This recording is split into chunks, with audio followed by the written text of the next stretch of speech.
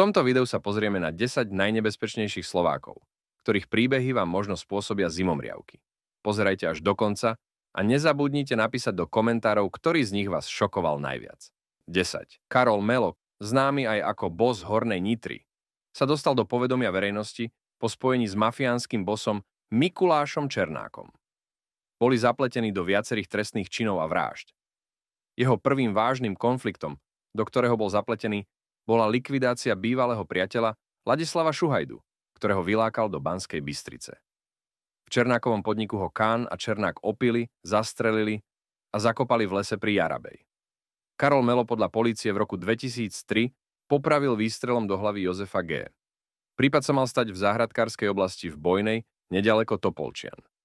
Taktiež je podozrivý pri dvojnásobnej vražde v Moste pri Bratislave z roku 2004. Pri ktorej zahynul nevinný chlapec a partnerka jeho otca.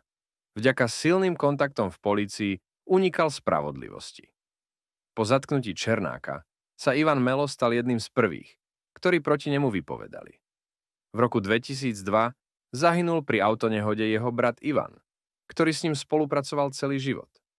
Karol Melo bol viackrát zatknutý, no vždy sa mu podarilo uniknúť.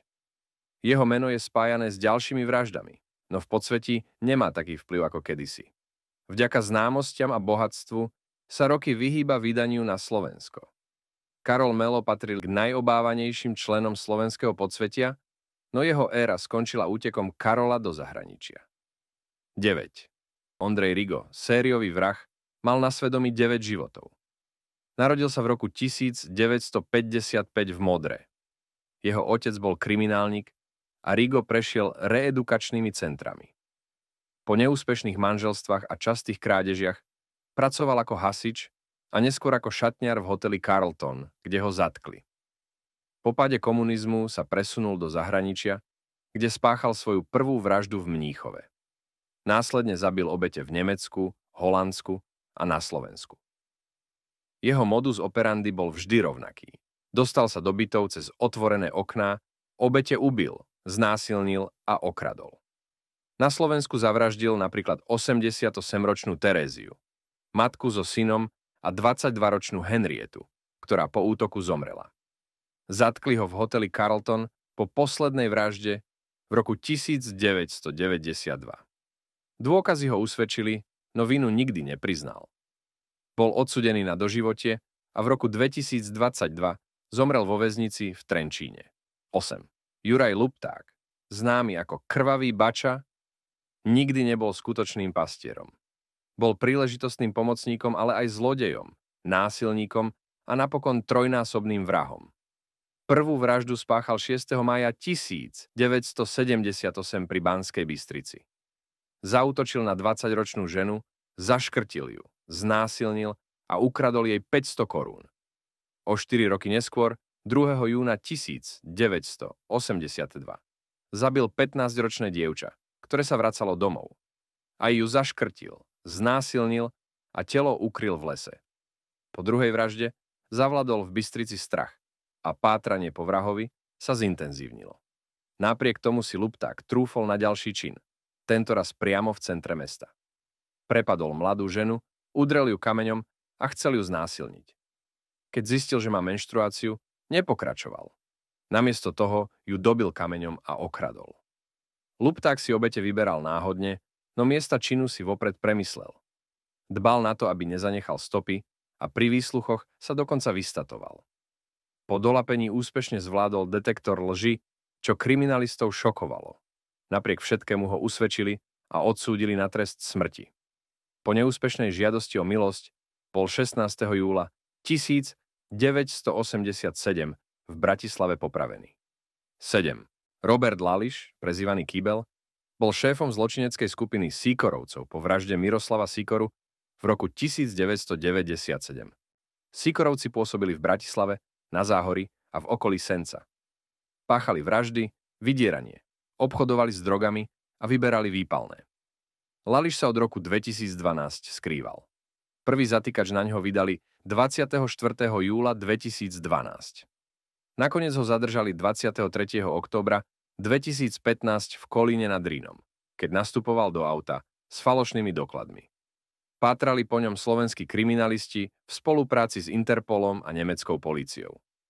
Na úteku používal spravodajské metódy a často menil miesto pobytu. Pohyboval sa v Česku, Rakúsku a Nemecku. Po rozhodnutí súdu v Kolíne nad Rínom ho 22. decembra 2015 vydali na Slovensko a umiestnili do väzby. Zatknutie Lališa súviselo so zatknutím Martina Bihariho, alias Rusa, šéfa seneckej vetvy Sýkorovcov. Proces s členmi gangu sa začal v januári 2015. Obžaloba ich vinila z viacerých vražd, vrátane Eduarda a Roberta Diniča, Romana Dejáka či Dalera Hlavačku. Lališ bol prvýkrát odsúdený na doživotie 30. marca 2016. Po viacerých odvolaniach a súdnych prieťahoch Najvyšší súd 13. júna 2018 definitívne potvrdil trest doživotia. 6. Mikuláš Černák, narodený v roku 1966 v Brezne, začínal ako automechanik, neskôr pracoval ako vodič. Po návrate z Nemecka v roku 1992 sa zapojil do organizovaného zločinu. Jeho gang sa spočiatku venoval podvodom a obchodom s kradnutým tovarom.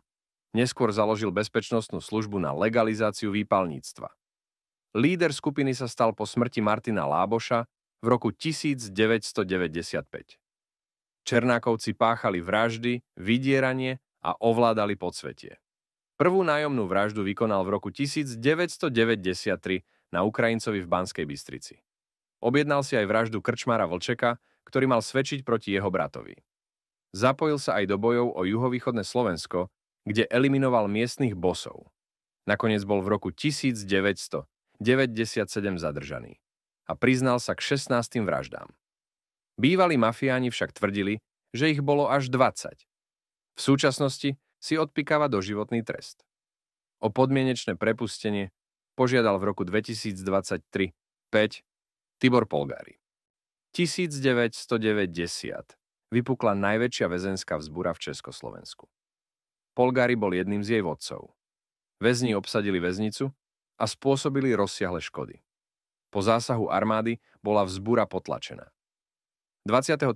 novembra 1991 sa Polgári s ďalšími väzňami pokúsil o útek. Počas neho zavraždili 4 dozorcov, pričom 3 vraždy spáchal Polgári osobne. Po úteku kradli auta a plánovali dostať sa do Poľska. Do 20 hodín boli všetci zadržaní.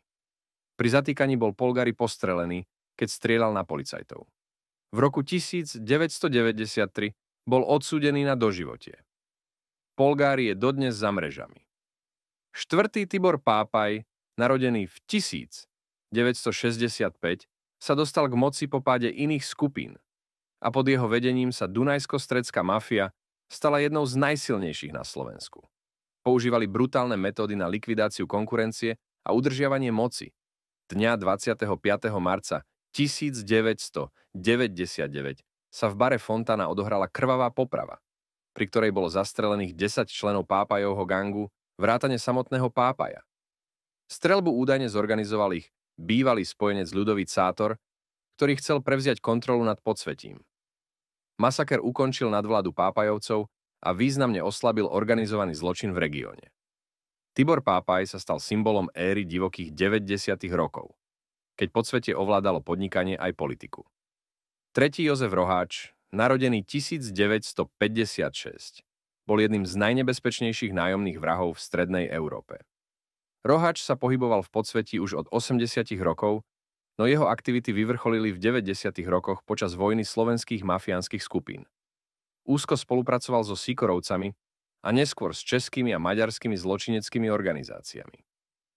Roháč je podozrivý z viacerých likvidácií, vrátane vraždy Roberta Holuba v roku 1997,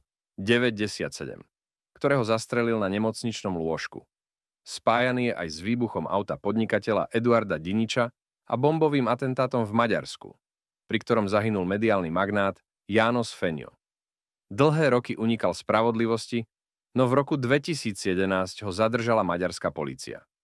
Po viacerých procesoch bol odsúdený na doživotie za atentáty a mafiánske vraždy.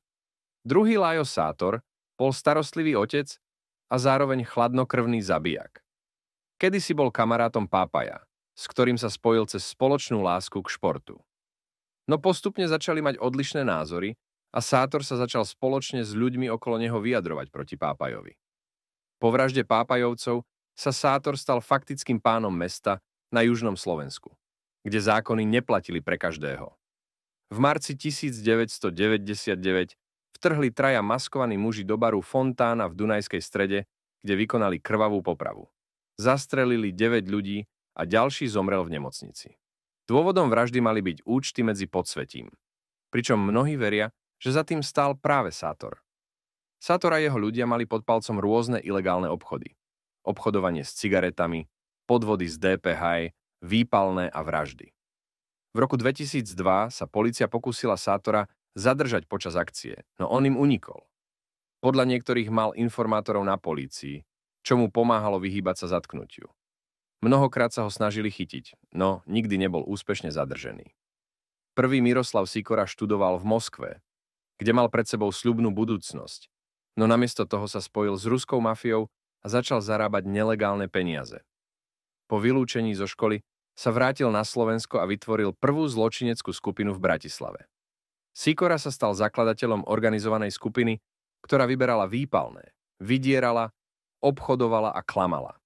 Postupne pribúdali vraždy a Sikora sa spájal s podsvetím po celom Slovensku. Počase sa chcel vzdať vedenia skupiny, ale naskytla sa mu príležitosť zbohatnúť. V roku 1996 sa jeho ľudia podieľali na krádeži 180 miliónov korún z nitrianskej VUB. Po krádeži vznikli nezhody medzi Sikorom a Kryžanovičom, čo viedlo k pokusu o jeho odstránenie. Kryžanovič prežil, ale museli mu amputovať nohu. Sikora sa snažil konflikt urovnať, ale v februári 1997 bol v Bratislave zastrelený. Po jeho smrti prebral vedenie skupiny jeho pravý ruky, Robert Lališ, prezývaný Kýbel. Ktorý z týchto ľudí ti najviac nahnal strach? Napíš to do komentárov a daj like a odber.